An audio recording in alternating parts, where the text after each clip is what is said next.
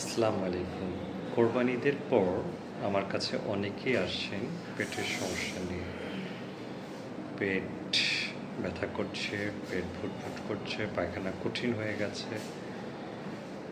তো স্বাভাবিক। আসলে কোরবানি ঈদের পরে আমরা যেটা করি, আমরা গরুর মাংস, খাসির মাংস, তৈলাক্ত জিনিসপত্রটা একটু বেশিই খাওয়া হয়ে যায়।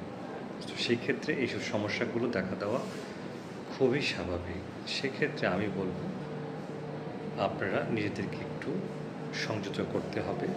গরুর মাংস, খাসির মাংস যা খেয়েছেন এখন বাদ দিতে হবে এবং এখন নিজের শরীরের প্রতি খেয়াল করতে হবে।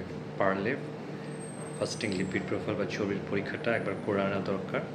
লিভার ফাংশনটা একবার দেখা দরকার যে আপনার যে কোলেস্টেরল পরিমাণটা শরীরে কেমন আছে।